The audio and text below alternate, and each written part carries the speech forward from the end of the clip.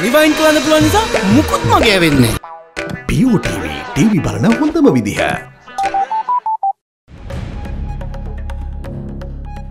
Making headlines on First at 9. State your case. Prime Minister Ranil Wickremesinghe summoned State Minister Vijayakala Maheshwaran to Temple Trees to address her pro-LTTE comments.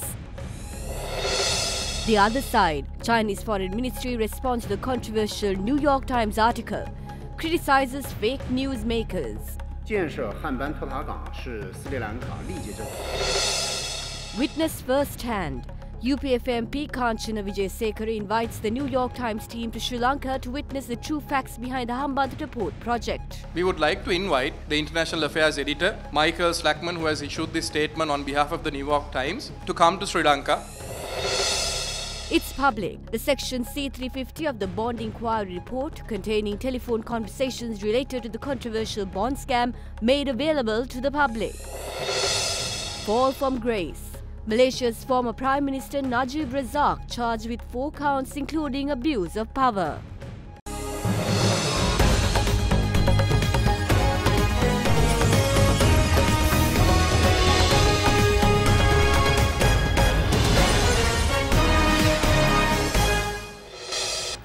A very good evening to you and welcome to First at 9. I'm Katharina Chang.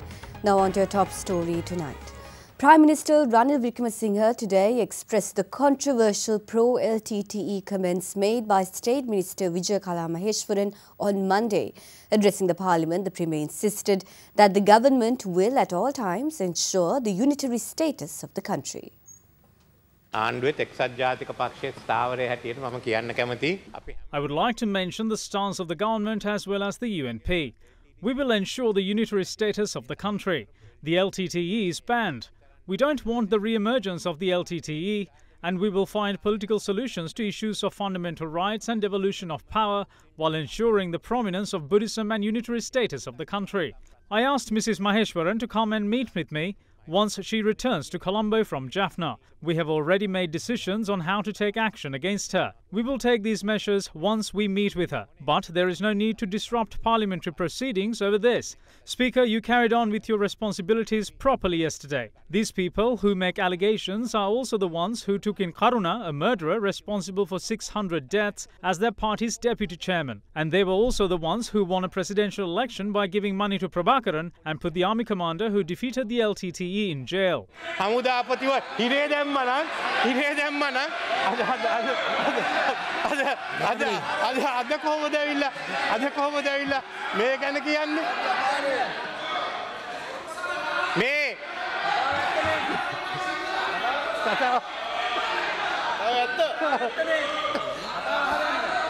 මං අහන්නේ ඒකයි ඔබතුමා තදින් ක්‍රියා කරන්න ඕනේ තදින් ක්‍රියා කරන්න ඕනේ මෙන්න මෙහෙම අයට නැත්තම් මේ හැමදාම මේක නෙමෙයි මම එකක් කියනවා මේ ඔක්කොම ගැන කෑ ගහනවා නම් අද සරත් ෆොන්සේක එමතුමාගේ දේශපාලන පරිගැනීම ඔබතුමාට දීලා තියෙන ලිපියක් අපි ඔක්කොම එකඟ වෙලා ඒක අනුමත කරමු. ඇයි මෙයා හිරේට ඇව්වේ? අපි දන්නවා ඊයේ කෑ ගැහුවේ නිව්යෝක් ටයිම්ස් කතාව නවත්තන්න. ඕකනේ උනේ. Meanwhile, after the conclusion of today's parliamentary session, Prime Minister Ranil Wickremesinghe summoned State Minister Vijayakala Maheshwaran to Colombo. Accordingly, she was seen arriving at Temple Trees this evening.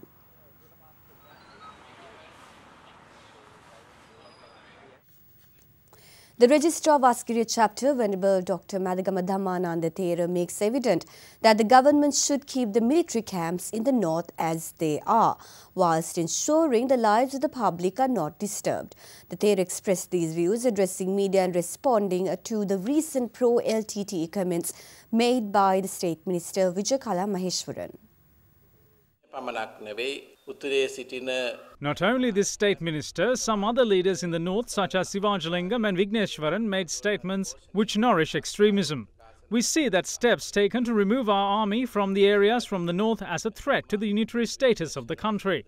It is the responsibility of the government to maintain troops in the north without affecting the lives of the people.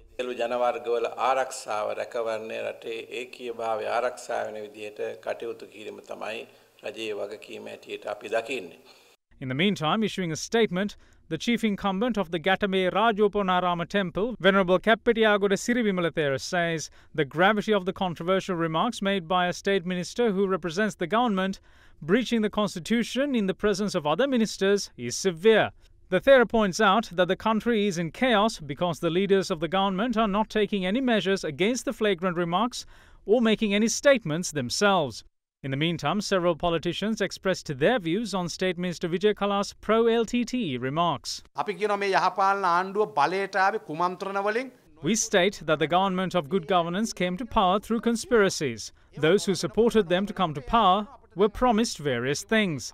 Therefore, when they don't get what's promised, Vijay Kala is stressed.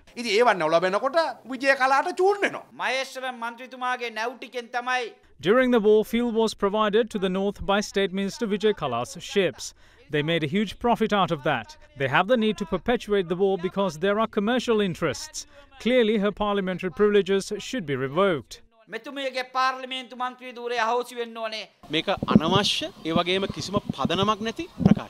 This is an unnecessary, baseless statement, and as such, emotional comments made on the remarks are wrong. The UNP has to conduct a disciplinary inquiry against the state minister. The flagrant comments made by State Minister Vijay Kala Maheshwaran on Monday was also taken up during the Cabinet media briefing today. Responding to journalists, Cabinet co-spokesperson Minister Dr. Rajitha Senaratne said that the government will take stern action against those who make pro-LTTE statements. During the meeting of the Cabinet of Ministers held yesterday, approval was granted to award the contract to establish a 10-megawatt solar power plant in land near the grid substation of Valachene to a private company. During the meeting, the green light was also given to strike an agreement with a Japanese bank for the provision of 100 billion yen towards the construction of the 32.5-kilometer stretch from Pottuhara to Galagedara along the Central Expressway. Moreover, during yesterday's meeting, the Cabinet gave the go-ahead to obtain an assisting foreign fund of $174 million from the Asian Development Bank to execute a sustainable fisheries development project in the northern province. In the meantime, at the Cabinet media briefing held in Colombo today, the spotlight fell on the comments made by State Minister Vijay Kala Maheshwaran on Monday, where she voiced her support towards the rise of the LTTE. The government will take stern action on such statements. The President and the Prime Minister will discuss and take a decision considering the constitutionality of the comments.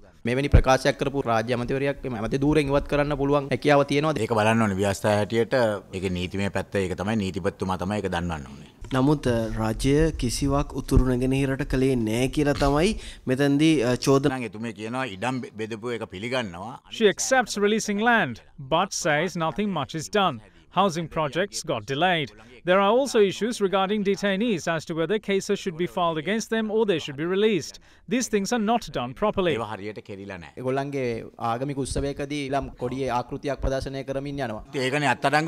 That's why they are arrested. This is a country where the Anunnaka theorists say that Hitler is good. In such a country, what are those incidents? Hitler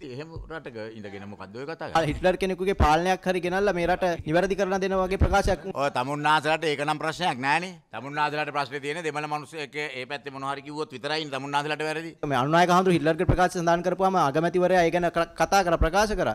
නමුත් විජය මේකට කතා කරන්නේ නැහැ ක්‍රියා කරනවා අගමැතිවරයා.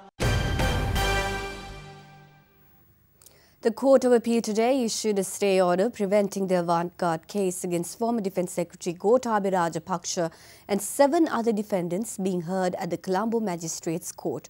The order was given after the Court of Appeal proceeded with the revised petition filed by the former Defence Secretary against the case being heard at the Magistrates Court. The Bribery Commission filed a case at the Colombo Magistrates Court against 8 defendants, including former Defence Secretary Gotabaya Rajapaksa, for incurring a loss of 11.4 billion rupees to the government by allowing AVANT Maritime Limited to maintain a floating armoury. Gotabaya Rajapaksa filed a petition claiming the manner in which the case was filed breaches the Bribery Act, and the Magistrates Court decided to reject the petition. Although he filed a revised petition at the Colombo High Court against the order issued by the Colombo Chief Magistrate, it too was rejected without going to a hearing. Accordingly, former Defence Secretary later made a request from the Court of Appeal to issue an order to acquit him and the others, claiming that the orders given by the Colombo Magistrates Court and the Colombo High Court are illegal. He further requested to issue an injunction order preventing the hearing of the AVANT case. Considering the requests, the judge bench of the Court of Appeal issued a stay order preventing the hearing of the AVANT case against former Defence Secretary Gotabaya Rajapaksa and 7 other defendants. The judges mentioned that the stay order will be in effect until an order is given after hearing the case. The Court of Appeal issued the relevant stay order while ordering the Bribery Commission to present any objections on the 26th of August.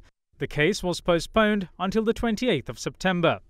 In the meantime, former Defence Secretary Gotabaya Rajapaksa joined an event held at the headquarters of the Sri Lanka Podujana Peramuna, which was also graced by former President Mahinda Rajapaksa. The occasion marked the first instance of the former Defence Secretary's participation at an event of the SLPP.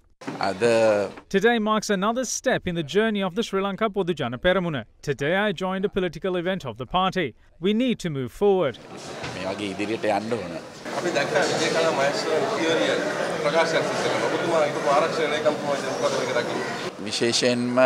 A minister representing Parliament making such a statement about a person who is considered a terrorist in front of the international community is anti-constitutional as well as saddening. Usual protocol followed when someone breaches the constitution should be adhered to in this case.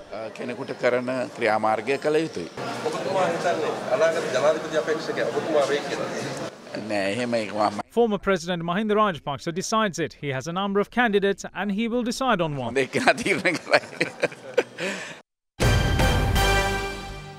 Department of National Archives announced today that the Section C350 of the Bond Inquiry Report containing telephone conversations relating to the controversial bond scam is now available to the public.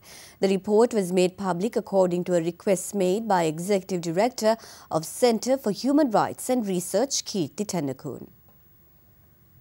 The 127-page document contains 27 telephone conversations between then Central Bank Governor Arjuna Mahendran and CEO of Perpetual Treasuries Kasun Palisena during the period of January 23, 2015 to the 6th of June in 2017. The document also includes talks PTL owner Arjuna Aloysius and its CEO Kasun Palisena had with state bank officials. However, C350 does not carry any phone calls made to members of the COPE of the 8th Parliament of Sri Lanka or then Finance Minister Ravi Karunanayaka.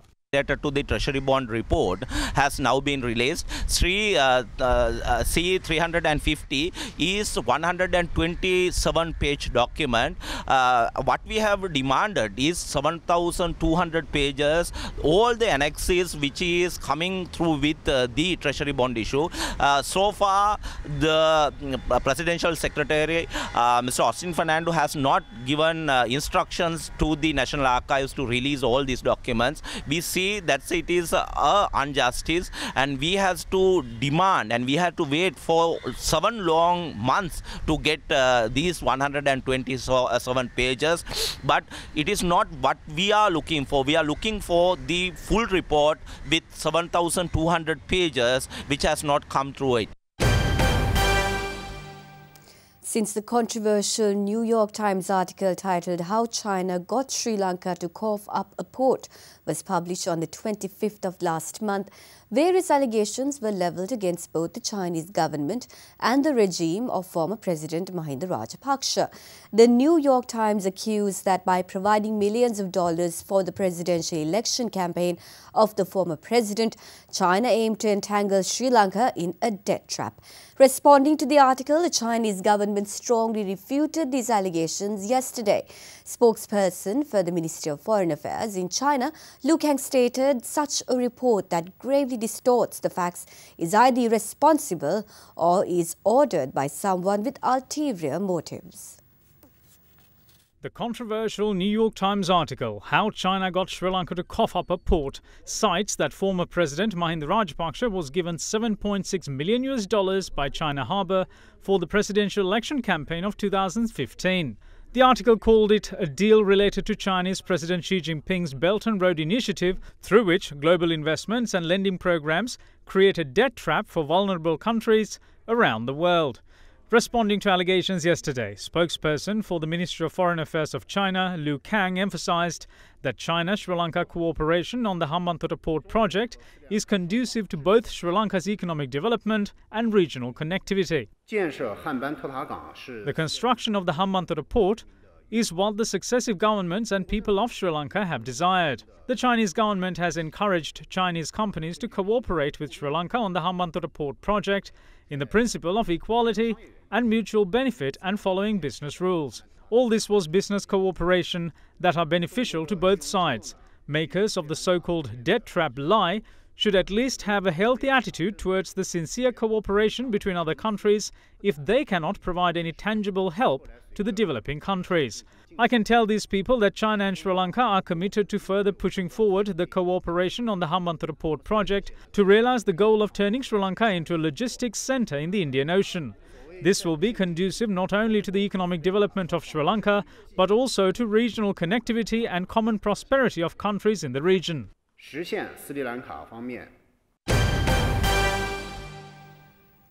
Meanwhile, Minister of Finance and Mass Media Mangala Samaraweera today called on relevant authorities to take action against members of the joint opposition and Sri Lanka Podujana Peramuna who are responsible for criticising local journalists who provided information to the New York Times article. Prime Minister Ranil Wickremesinghe also sided with Minister Samaraweera's sentiments on the topic in Parliament today. In the meantime, convening a media briefing today, members of the joint opposition, however, invited the New York Times international affairs editor and journalist to Sri Lanka to prove that the particular article is based on a local newspaper article published 3 years ago. Minister of Finance and Mass Media Mangala Samaraweera issued a special statement today saying that he was alarmed by recent criticism levelled against 2 local journalists who contributed to the New York Times article. While calling on relevant authorities to immediately launch an investigation into these allegations by members of the joint opposition and Sri Lanka Podujana Peramuna, the minister also called on officials to take legal action against the responsible individuals without fear or favour. While strongly condemning such practices, the minister said that the leadership of Sri Lanka Podujana Peramuna must take full responsibility for these attacks and ensure that there is no repetition of such behaviour. Minister Samaraweera also went on to emphasise, as the current government respects fundamental freedoms, civil liberties and media freedom, those who threaten these aspects must be condemned and held accountable for their actions. Meanwhile, Prime Minister Ranil Wickremesinghe also expressed views in Parliament in relation to Minister Samaraweera's sentiments. The New York Times article says that $7.6 million were given by China to former president's presidential campaign in 2015. The investigative report clearly mentions what this money was spent on. Will the government take action to appoint a presidential commission to probe this? Following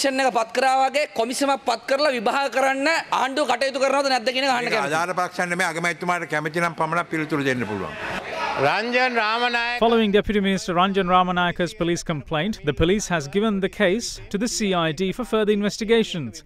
We will take necessary action once that is done. In the meantime, the New York Times editor has said local journalists have been threatened.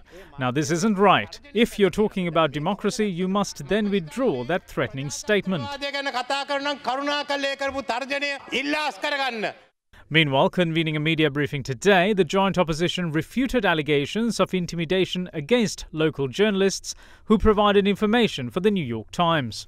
We deny any involvement in intimidating or threatening any media personnel by the JO or any of the JO members. And also we would like to point out, we were merely trying to connect the dots between the local 2 journalists who supported this document, who have been working for the last few months with the Honourable Media Minister Mangala Samaraweera, his media personnel, Ruwan Ferdinand. It also shows that the same article with the same details were published in the Daily News 3 years ago on July 22nd, 2015 with the heading CID bust massive money transaction during presidential elections. If there's an investigation that the CID was conducting in the last 3 years, as the Daily News had mentioned here, then we would like to know from the government what was the outcome of that investigation, plus we would like to invite the International Affairs Editor, Michael Slackman, who has issued this statement on behalf of the New York Times, to come to Sri Lanka, and also the journalist who has published this, Maria Habib. We will bear all the expenses, and we welcome you to have a dialogue with us, and we would prove to you this article was based on merely a government article that was published 3 years ago.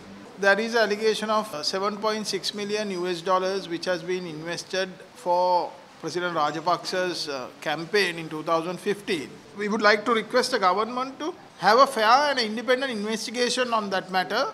We have no obligation to that. A tense situation erupted during a protest organized by trade unions representing school teachers, principals and administration officers today. The protest in front of the Education Ministry was held against government's decision to give appointments to teachers and other education officers who lost their jobs due to incidents of political vengeance within the sector. The situation was provoked when members of National Employees Association who represent the UMP approached the protesters. President of Lanka Teachers Association, Dhammik Alhapperuma, sustained head injuries when a stone was pelted at him. Meanwhile, police was seen attempting to disrupt proceedings of the other Derana reporter who was reporting the incident. State Minister of Power and Renewable Energy, Ajit P. Pereira, stated today that these protests are organized as an attempt to sabotage the education system. He also called a strike a failed attempt.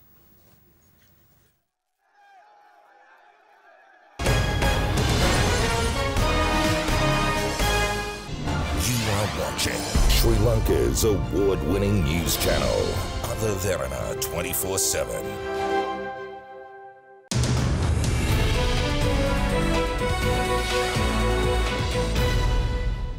Welcome back to the news. The chairman of Valuable One PLC, Dhammik Pereira, says whatever happens in the country's economy within the next 5 years, his companies will be comfortable due to new technology introduced. He made the remark at the bell-ringing ceremony of Valuable One PLC held at the Colombo Stock Exchange today. Valuable One PLC opened trade at Colombo Stock Exchange to mark its inclusion in the S&P SL20. Chairman of the Colombo Stock Exchange, Rajiva Bandaranaike, Chairman of the Valuable One PLC, Dhammik Pereira, and several other dignitaries participated at the event. The profits of the companies depend on the cost of products. The main issue is reducing cost. But I see that with the cost reduction programs introduced in our companies, driven by technology, whatever happens in the economy in the next 5 years, we're comfortable.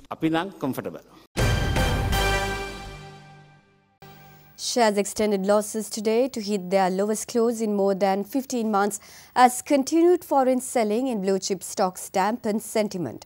The All-Share Price Index declined for a 17th session in 19 and closed 0.61% weaker at 6,044.03. Today, the index fell the most in intraday trade in nearly 28 months. With that, let's now take a look at what happened in the Colombo Stock Exchange with Imeshi Fernando. The turnover was 261.56 million rupees with 21.3 million shares changed in hands in 3,283 trades. The market capitalization at the end of the day was 2,823.4 billion rupees. Today's foreign purchases were 36.03 million rupees and foreign sales were 118.09 million rupees. There were one crossing today and the crossing turnover was 29.39 million rupees.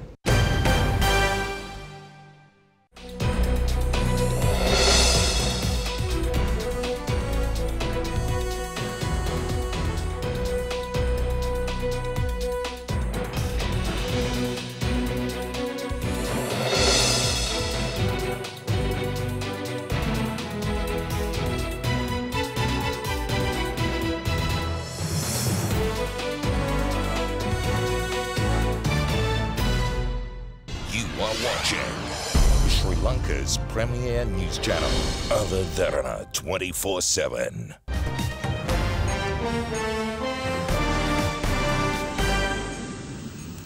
Malaysia's former Prime Minister Najib Razak is charged with corruption only 2 months after he lost office. In a dramatic fall from grace, Razak faces 3 counts of criminal breach of trust and 1 count of abuse of power. He pleaded not guilty to all counts and has been released on bail. Najib has long been accused of pocketing $700 million from the State Development Fund 1MDB, which he set up. Malaysia went into the election in May with most of the world as well as the Barisan Nasional, the coalition of parties, believing that it would extend the rule in the country which it enjoyed since Malaysia gained independence in 1957. At its helm was PM Najib Razak, who has been in power since 2009. Following a purple patch after he took office, Najib's time in office has been shrouded in controversy after controversy, with serious allegations of corruption at its heart. Even though that was the case, his party was expected to win. Only 92-year-old Mahathir Mohamad, former Prime Minister who used to be a stalwart of the governing Barisan Nasional and ruled the country for over 2 decades, defected to the opposition and ousted Najib in a bitterly fought election. One of the first things that happened in the days after the election was Najib and his wife being stopped from leaving the country. That heralded things to come. With allegations of corruption and embezzlement being levelled at Najib, police raided properties affiliated to the former Prime Minister and found $273 million in luxury goods and cash from a raid in June alone, calling the seizure of valuables the biggest in Malaysian history. Yesterday, he was arrested as part of a probe into allegations of corruption at State Fund 1 Malaysia Development Berhad, or 1MDB, where he stands accused of embezzling $700 million. Today, the ex-PM was charged for misappropriation of the state fund he set up. Najib pled not guilty to 3 charges of criminal breach of trust and 1 count of abuse of power in relation to a suspicious transaction involving SRC International, a former unit of 1MDB. Each of the 4 charges carries a prison sentence of up to 20 years. The abuse of power charge carries a fine of not less than 5 times the value of gratification. Najib was granted bail set at $247,000. A new video has been released of the 12 boys and their football coach trapped in a Thai cave in which they say they are in good health. Smiling and at times laughing, they each introduced themselves one by one. They were found on Monday after 9 days trapped deep in the cave by rising water and have since received food and medical treatment. Although the group was found in relatively sound health, it only completes half the battle. Water continues to be pumped out of the cave complex, and officials have said they're confident that they've been able to stop more water getting into the chamber the boys are in. This may facilitate an evacuation attempt, but it is in no means a certainty. It was said yesterday that the boys might have to wait in the cave for another 4 months for the water level to go down, making rescue easier. Authorities are also attempting to drill a hole on the side of the complex in hope it would aid the rescue attempt. A telephone line is being installed in the cave in order for the boys to communicate with their families, with 2 Navy SEAL divers to stay with the group underground from now on. For their families, a video of their boys will have to do for now. You are watching Sri Lanka's #1 news channel, Derana 24/7. Let's now take a look at your city-by-city forecast for the next 24 hours.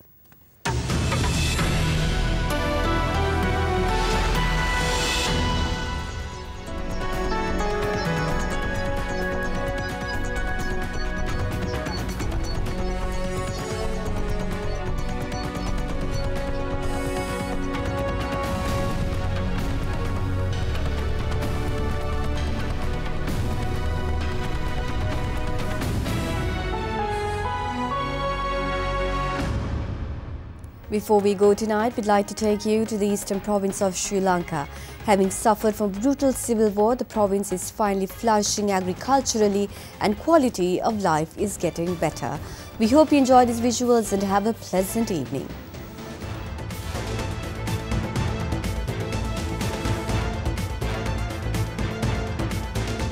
Bringing you the news and information 24 hours a day. This is Sri Lanka's premier news channel, Derana 24/7.